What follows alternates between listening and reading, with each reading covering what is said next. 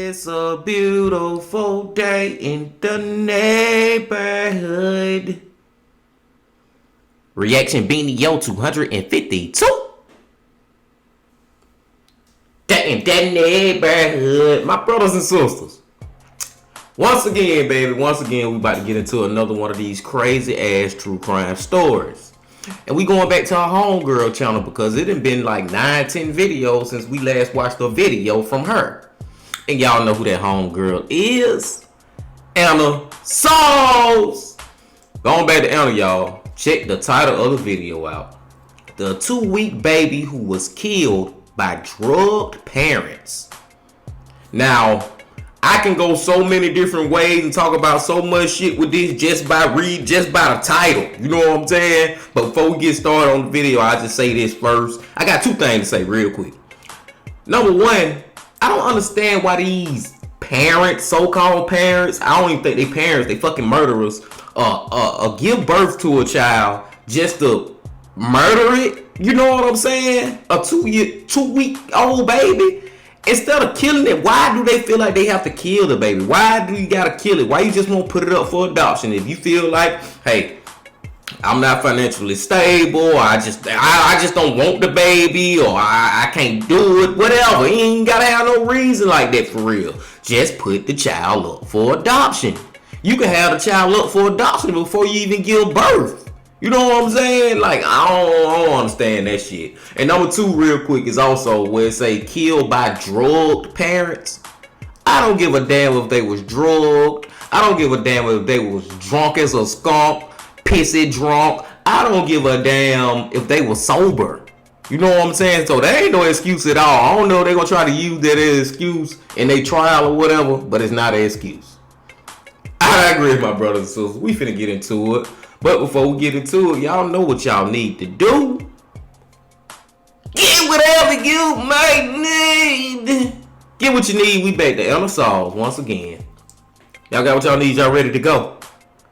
Then let's fucking go. I didn't do this. I'm innocent. I didn't do it.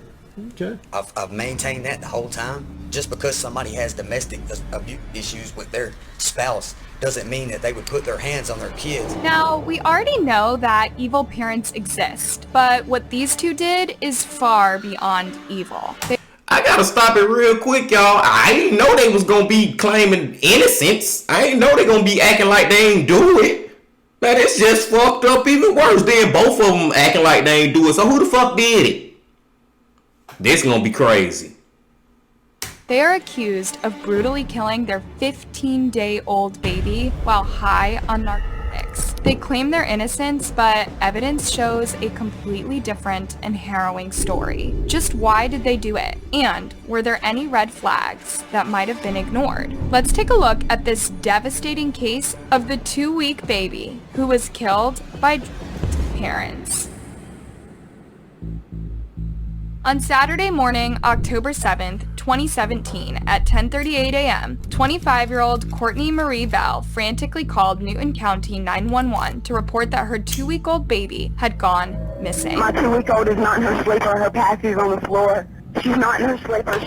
She's not here. I've looked everywhere. You can actually hear the terror in Courtney's voice as she tells the dispatcher the last time she saw her young daughter, Kalia, was around 5 a.m. when she got up to feed and change her. She said that she then fell asleep on the couch, and when she got up 5 hours later, her baby was gone. Then I told my baby's dad to go check on Kalia, and then he's talking about she's not in here. She's not in here. You looked through everything, like under the bed? Yes, ma'am. Bathrooms? Yes, ma'am. And I have clothes in totes, but I've looked all in on it. She's not here. When the operator asked her if she thinks someone took the baby, Courtney said, "My 2-year-old said she's gone, and I looked everywhere in the house. I don't know another possibility. Police were immediately dispatched to the scene at a trailer home in Covington, 40 miles south of Atlanta, Georgia, where Courtney lived with her 2 children and 28-year-old boyfriend, Chris McNabb. After interviewing the couple, this shit making it even crazier. They already got kids. Well, she already got kids. I don't know if he the father of those kids, but you already got kids, man. Why did they do this? Is she innocent in this shit? And he the one who actually did it? Because he the one who first claimed that he don't know where the child at. You know what I'm saying? She said go look for him, and he came back talking about she gone. So did he do it, or are they both in on it? Let's just see. I knew this shit was gonna be crazy. They already got children. So why the hell you killing that one?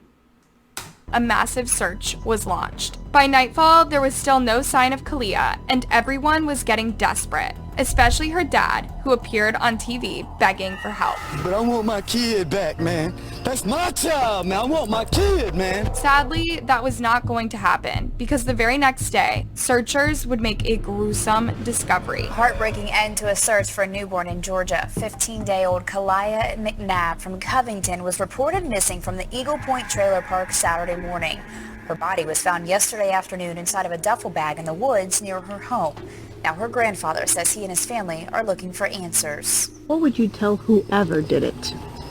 That you're going to hell. The body of little Kalia was reportedly found buried under a log in the nearby woods. She was wrapped up in a blue cloth and stuffed inside a gym bag. The tree log was unusual to me. I took the stick and I pulled it up to see what it was. It was a bag, and that's when I told one of the children to go get the officer. The officer who found the body would relive the traumatic experience later in court. I could see clothing objects inside of it. I kind of pulled like that with it, and I could tell it had some weight to it. Devastatingly, an autopsy determined that the poor infant had died from blunt force trauma to the head. The manner of death was ruled as a homicide. But what kind of monster would do something so horrible to someone so innocent? The answer is even more heartbreaking. Chris was reportedly driving in a car with his family when he got the news about his daughter's body being found in the woods, and his reaction was to jump out of a moving car and run. Pretty telling, right? He jumps out of the car, leaving the mother of the child that just gave birth to his child 2 weeks ago to go by herself over there to where the baby is found? Yes. Are you saying he was a coward, or are you saying he's afraid? I'm not saying either. So why did he jump out of the car? I have no idea. By this time, the police had already named him as a person of interest, and a manhunt was underway. 911, was that just a severe emergency? That guy that his baby was found dead is in the Chevron on 36. Just after 7 p.m. that evening, surveillance cameras captured him at a convenience store 3 miles away from his home, buying a beer and talking to people in the store. The store clerk later said that when he came into the store, he was all wet and muddy, like he had been running through the woods in the rain. He started hollering and talking about, "They're going to get me, they're going to get me, I've been running all day, I have been in the woods all day." He went on and on and on, just rambling. "I didn't do it, it wasn't me, it wasn't the baby's mama, y'all going to look crazy when you figure this out." But if you ain't do it, bro, why the fuck you jumped out the car and started running? And then left your baby mama to go goddamn, go to where the body was found at. I'm starting to believe that the mama ain't had nothing to do with this shit. But the title say who was killed by drugged parents. Parents. Plural. So I'm just interested to see how the mama tied into this, because right now she seems pretty fucking innocent, right? Let's go. Left the store, police were already outside waiting for him, and they arrested him on an unrelated charge of probation violation. After his arrest, it was revealed that Chris had quite a long rap sheet that dated back 10 years, though all of his crimes were nonviolent. 15-day-old Kalia McNabb was reported missing around 10 a.m. Saturday morning. A little more than 24 hours later, a search party found that child in the woods, wrapped in a blue cloth and placed under a log. Of course, most of the family collapsed into tears, but police say the father, Chris McNabb, was riding in the car with the mother at the time. And when he learned the child's body had been found, police say he jumped out of the car and tried to make a run for it. Within 3 hours, officers got a tip he was at a nearby car wash. They caught up with him and arrested him for a probation violation based on a previous robbery out of Bartow County. Interestingly enough, before even the police named him as a person of interest, his family had already begun to suspect him. He was originally trying to stay, we was trying to keep him around my brother last night, just so, because we really thought he did something to her. So we was trying to make sure he couldn't get away, and he wanted to go to his aunt's. Although Chris completely denied hurting his daughter, he was charged with malice murder, felony murder, aggravated battery, and concealing a death. According to the arrest warrant, Chris did strike the victim with an unknown object. This action did cause the victim's skull to be seriously disfigured and damaged beyond repair. The warrant also said that Chris wrapped his daughter's body in a t-shirt and blanket before putting her in a drawstring bag and hiding her in the woods. At this point, investigators had not considered Courtney as being involved in her daughter's murder. And so, after taking her statement, she was free to go. However, several months later, on January 1st, 2018, she was also arrested and charged in connection with the brutal slaying of her daughter. Count 1, murder in the second degree. Count 2, cruelty to children in the second degree. And count 3, contributing to the deprivation of a minor. They both pleaded not guilty to the charges, and the case was set to go to trial on May 6, 2019. And it was in the trial that shocking details about the two would be revealed. During the opening statement, the prosecution told the jury that they would hear Chris and Courtney were negligent parents who created an unhealthy home for Kalia and their other 2-year-old daughter, Clarissa, by smoking meth and bringing their substance-addicted friends into the home. But we're not going to sugarcoat anything for you. We're going to show you exactly how this baby was living. The prosecution said that baby Kalia was born prematurely on September 23rd, weighing just 5 pounds. She had to stay in the hospital for at least 4 days for monitoring before she was discharged to her parents. That child was doomed the moment they left the hospital. They took pure innocence and brought that child into a life of hell. Among those who testified for the prosecution was Courtney's mother, Pamela Hamby, who verified a disturbing rumor that had already been going around. Chris and Courtney were cousins, and not just any cousins. They were first cousins. Chris's dad and Courtney's mother were brother and sister. How disgusting is that? Are you related? Oh my fucking God! What in the fuck? That shit bringing tears to my eyes. That shit sent the goddamn chill down my body. I still feel it. They cousins?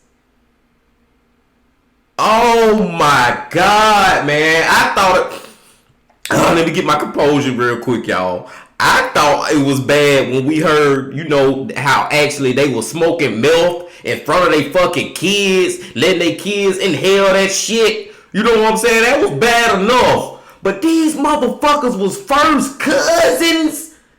They uncles and aunties was also their mamas and daddies. Oh my God. Chris McNabb? Yes. How are you related to him? I'm his aunt. Apparently, the two never met until around 2013. Courtney was raised by her dad and never had a relationship with her mother. But when she got together with Chris, they both knew that they were cousins. Chris even admitted this to the detective, saying, "The very first time I ever met her, I knew I loved her. I never felt about a girl the way I felt about Courtney, and she felt the same way. And it got started like that. It was wrong, but I don't apologize for it because I love her. I can't help how my heart feels." But this incestuous love story would not be a rosy one. Courtney's cousin, Megan, testified in court that she would often be forced to look after Chris and Courtney's kids as the couple would fight a lot and use narcotics at home. Understandably, Megan at some point became overwhelmed watching Courtney's 2 children because she already had 4 kids of her own. So a few days before Kalia disappeared, she called her mom to vent. This phone call led to Courtney's dad, Tim Bell, going over to Megan's house to take the kids and stay with them for a couple of days. In an emotional moment, Megan said that she believed that her phone call might have set off the events that led to Kalia's death 4 days later. Because I feel like it stirred up everything. I've blamed myself the whole time. Like, maybe if I would have just dealt with it a different way, or I don't know. I just feel like I made that phone call that day to my mom and Kim Weatherford, and when she called her brother Tim Bell, everything got out of control, and I blamed myself the whole time. Courtney's dad, Tim, also testified and told the court how he was concerned about the children's safety after he took them from Megan. He even called 911 to report this. Right now, you have the baby right now?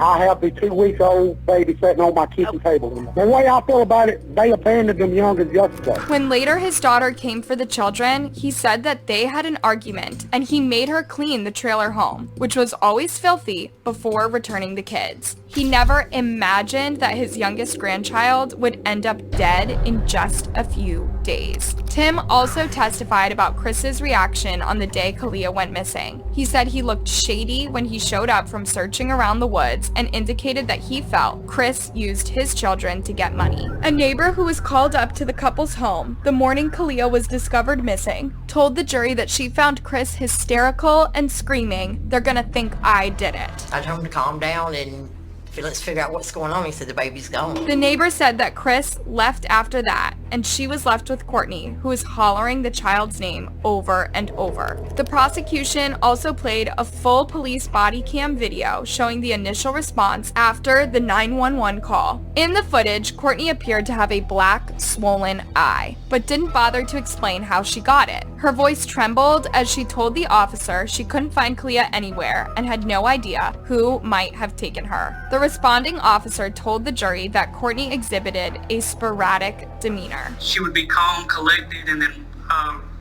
as she began describing what happened to the child, she'd start to panic a little bit, and then she would go right back down to being calm, collected. The footage also showed Chris returning from the woods, soaking wet from the rain. He told deputies he'd been searching for his daughter. Wait, why would he be searching for a 2-week baby in the woods? Another officer was the first to encounter Chris as he came out of the woods, describing their interaction on the witness stand. He was not excited or anything. He just walked up to me and looked at me, and I noticed he was soaking wet. His feet was muddy, and I said, "Where you been?" He said he left the trailer and went into the woods. He said, "I walked from the trailer park to the woods." I said, "Why did you go in the woods looking for a 2-week-old child?" He said, "I was just looking." Another footage was played in court showing Chris and Courtney crying together in the interrogation room. The prosecution said that this was all fake crying and fake tears. But the testimony that completely sealed the couple's fate came from Courtney's cousin Craig, who told the jury that the pair had smoked meth the night before Kalia was found missing. You went down to the trailer. What did you do once, to Courtney Chris's trailer, what did you do once you got down there? Oh, we all smoked a bowl. We smoked. How long do you think that you stayed there? I was there maybe not even 15 minutes at the top. Did you see Kalia or Clarissa that night? Just man, I didn't see Clarissa. I saw Kalia. Okay, and where was she when you saw her? She was in the back bedroom in a bassinet. Okay, and was she okay? Yes, ma'am. She looked fine. She was sleeping good. Chris and Hey, I gotta give a shout out to these two motherfuckers, family members. The mama, the auntie, the cousin right there, the granddaddy. Like, ain't none of their family trying to protect their ass. You know what I'm saying? You know, you got a lot of time when these family members will try to lie or say they don't know nothing. But no, they being very candid, and all they stories, everything they saying seem like it check out. Shout out to them, man, for putting these motherfuckers where they need to be. Behind bars or under the ground. Either one good would be. Let's go, man. This shit crazy. Courtney both insisted they were innocent, claiming that someone had broken into their trailer home, taken their little girl while they were sleeping, and killed her. But investigators did not find any sign of a break-in anywhere in the house. The prosecution argued that on the morning Kalia was killed, Chris and Courtney had been smoking meth, and then Chris hit his daughter in a fit of rage while Courtney did nothing to stop him. Investigators had determined that Kalia was already dead by the time the couple was calling for help. The clothes and the bag that Kalia was found in belonged to Chris. After about an hour of deliberation, the jury found both Chris and Courtney guilty of all charges. But interestingly, they still both maintain their innocence. I'm innocent. I didn't do it. Okay. I've maintained that the whole time. Just because somebody has domestic abuse issues with their spouse doesn't mean that they would put their hands on their kids. I didn't do it. But the judge wasn't having any of it. So you tell me what sentence the man or woman that you claim did this should receive. If you ever find out who did them, they deserve to be under the jail. Okay. So they ought to get the maximum sentence. Most definitely. Okay. On the crime of malice murder, I sentence you to life in confinement without parole. On concealing the death of another, I sentence you to 10 years in confinement consecutive or after. Count one. Do you understand each of your sentences? Yes, sir. Seems like he actually thought he would get away with it. And there's something else about Chris. Apparently, while in jail, a psychiatrist came to give him a mental evaluation, and you'll never guess what he did. He was wearing a turtle suit, which is something that prisoners are wearing when they're on suicide risk. And he wasn't wearing clothing under that, and he had pulled up the turtle suit and taken out his penis and was masturbating. And did he masturbate to completion in your presence? He did. Yeah, that's disgusting. Courtney was also sentenced to 30 years in prison, with the judge telling her she chose meth over her daughter. The mother bear. They're so ferocious. Why? Because you're messing with their child. All those kind of things. And you chose meth, meaning McNabb, over a baby. It's a sickness, but I tried to be a good mama. I love my babies. The problem, Miss McNabb, is that, like most criminals, you have this version of what a good mama is that is so far from the norm. However, in February 2022, Courtney's murder conviction was reversed by a state appeals court who found there was not enough evidence to show that she was directly involved in the killing. She is, however, still guilty of the charge of contributing to the dependence of a minor. What do you think about this case? I think that shit you just said at the end, Anna, is some bullshit to start it off. What in the fuck? She goddamn free now? Well, she got charged with the other shit. Her ass should have been charged with murder. But I'll keep it real quick, y'all. I'll keep it real. Like I was saying at the beginning of the video, I was like, I don't know if she really did it. And we still don't know if she did it. Now, what I really think after hearing all the evidence and shit, I think she know that he had done it. You know what I'm saying? What his name was? Chris, I think. Whatever the baby daddy name. Baby daddy. I think baby mama knew that baby daddy did it. Baby daddy more than likely did the shit, killed their child in front of her. But she just tried to cover up for him. That's what I'm thinking now. You know what I'm saying? After coming up with all the evidence. But boy. When Anna said that these motherfuckers was cousins, that's the most like shocking / disgusting thing out of this whole fucking story, man. Are you fucking kidding me, bro? And not only that, these motherfuckers sat right here and, well, all these damn criminals crazy when it comes to this. How they don't know how to make themselves look innocent. I'm talking about the dude for real right now. Just his actions and his ways, jumping out the car. When they say they found him, you know what I'm saying? You running through the woods. Why the hell you? And then when they ask you why you running through the woods, you talking about you was looking for a 2-year-old child in the woods. So what that mean? You already think she dead. You know what I'm saying? And then he put his little girl, his daughter, he stuffed her inside one of his bags with all your DNA on it and all that shit, bro. That smoking meth in front of their children was just horrible to hear. But like I said, I'm glad that I'm so like proud, happy, glad, grateful. You know what I'm saying? That the other family members actually was talking about and, you know, telling the truth in court and shit, man. You know what I'm saying? Being honest and actually giving all the sauce that we needed to see that they are the ones who was involved in this shit. But RIP to that little girl, what her name was, Kalia, I think. RIP to her. It's sad, man. And I just gotta go back to that. Her mama and daddy was cousins, though, y'all. I gotta go back to it real quick, man. Cause I gotta say this real quick about myself, man. I don't know about y'all, but if I had to fucking grow up knowing that my mama and daddy was fucking cousins, I think I'd rather be dead. I'm just being for real, man. Can you imagine your mama and daddy are cousins? Like, how the fuck would you make you feel for life, man? That shit'll fuck with me for long as I'm living. Like, I don't think I could function, especially when I become adult, or not even adult, cause kids smart as fuck nowadays. Even when you just get a little older, you start to realize how just fucked up that shit is. Man, I don't know, man. I ain't saying that she should have died. Now, don't get me wrong, man. I wish you would have lived, but I'm just saying, me myself, man, that would fuck me up, man, knowing my mama and daddy cousins.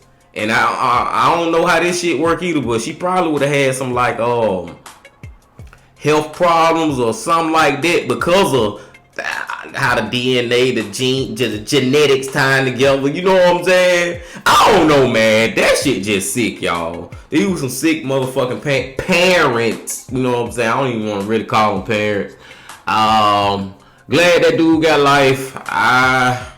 I'm 50-50 on her. I really don't know, and I can't understand what the police saying about they ain't got enough evidence to actually charge her with murder. I can agree with that. But I agree with my brothers and sisters.